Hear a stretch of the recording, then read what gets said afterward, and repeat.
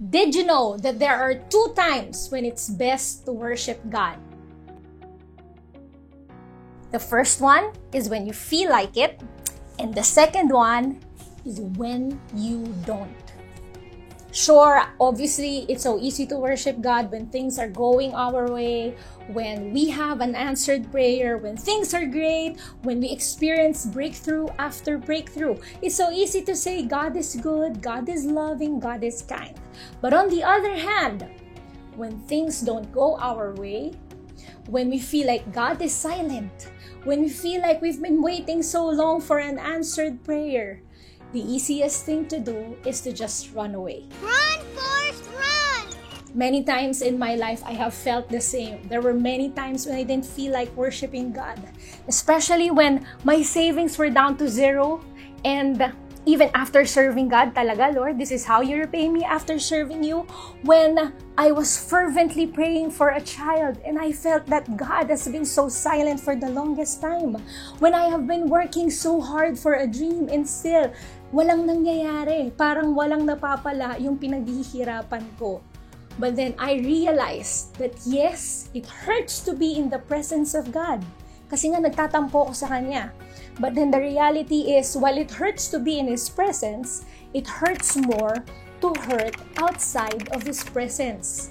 And so what I did was, I worshiped anyway. In the book of Psalms, in Psalm 13, King David, I want to read it to you. King David didn't feel like worshiping God, but he worshiped anyway.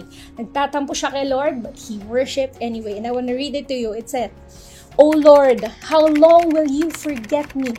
Forever, how long will you look the other way? How long must I struggle with anguish in my soul, with sorrow in my heart every day? How long will my enemy have the upper hand?" And he continued, he went on to lament. And then towards the end, this is what he said. This is beautiful. This is when he truly worshiped. "But I trust in your unfailing love. I will rejoice because you have rescued me. I will sing to the Lord because He is good to me." Friends, there will be many days when we won't feel like worshiping God, when things won't go our way. But if that's you, I invite you to worship anyway. For yes, when we feel like worshiping God, we are singing these words to God. Sure, we say, "You are good, sovereign, loving, and true. You are kind, faithful. There's nothing you can't do." It's easy to say that, and we're singing those words to God.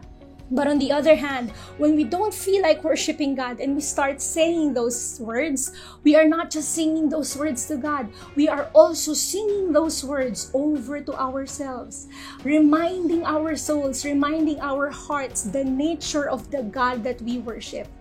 "You are good, sovereign, loving, and true. You are kind, faithful.